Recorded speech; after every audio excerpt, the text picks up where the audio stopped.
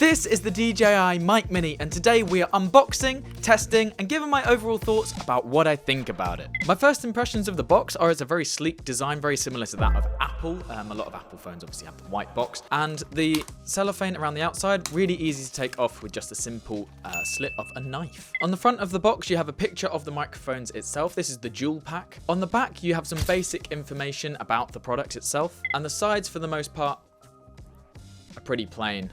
The back, you just have some shipping information essentially, and just general product warnings. So the box unflaps quite easily like this, and inside you pull out the protective case. There are also some instructions inside. Let's start off with what's inside this little package. First we have a starter's guide, then we have some safety guidelines. Then we've got some different DJI branded stickers. Might put them on the guitar or just around my studio. You also have a little warranty card as well. Now let's take a look at the product itself. It's important to note the quality of these bags are actually really high. I feel like I could reuse these for transporting things around, maybe even collecting things like screws and whatever. So you have a soft case here, which is going to be really good for transporting it around. Let's have a look. It's a zip bag. Looks like it's actually a waterproof case as well, which is super helpful.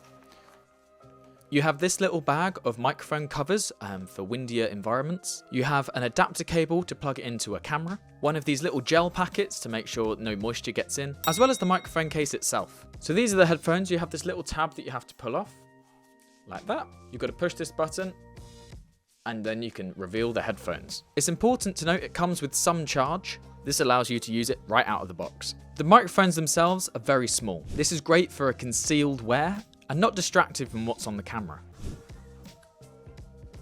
They also have these little magnets, which allow you to wear it without having to pin it to any clothes and putting holes in your t-shirt, for example. On the side of the microphone, you have an on button, as well as a sync button to connect it to any Bluetooth device. The other side is blank. The top is the microphone itself, and the bottom is where it connects to the charging port from within the case. Next up in the case, we have this USB-C adapter. This is to plug into your phone to connect the microphone more easily. Next, you have the receiver. This is actually going to receive the microphone signal, so if you're using a camera, absolutely vital to have this. On the side of the receiver, you have this dial.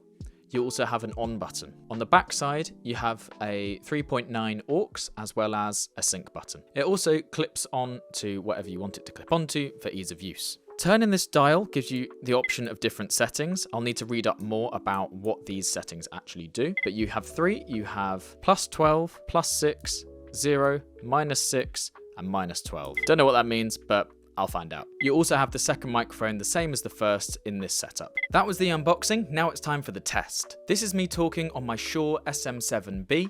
You can hopefully hear that the quality is very clear, and how in an interview situation or walking out and about, this would be a super good mic to use. It's specifically better than a phone microphone, which can pick up a lot of exterior noise and wind. If you are in one of those louder environments, with wind blowing across the screen, or maybe there's traffic noise behind you, you can always use the mic shields to make this go away. As I'm in my studio, I'm not going to be using these, but it's good to know I've got them there in case I need them. So what are my thoughts and feelings about this microphone? First of all, it doesn't feel like I'm wearing a microphone. It's very light, it's not going to distract me from whatever I'm doing, and I'm not afraid to rustle my shirt a little bit or make a bit of noise or rustle or hearing anything in the background. I know the microphone can handle whatever I'm going to throw at it. The fact it has the portable travel case and that being waterproof is super helpful for when I'm going maybe and doing on-site shoots, and for the quality it brings for just such a small case, it's worth the money for sure. Because of its noise cancellation functionality, you don't even need the wind cover most of the time, which is super helpful if you're on the go. This blew my mind when I first learnt this, but it has a range of 400 meters from the receiver. Now, am I ever going to test that? Probably not, but it's good to know that you've got that range if you maybe walk around a different room, or the receiver, you have a camera set up in one room, another camera set up in another room, you're just able to walk around and it's not a big deal. Next, this charging case. Now this allows you to run on one charge for 48 hours, which is absolutely bonkers. I'm never doing shoots that are that long, hopefully not even in the future, because that would take it out of me completely. But having this means that I can go out and about, and if one mic does die for whatever reason, I have the other one to switch over as well.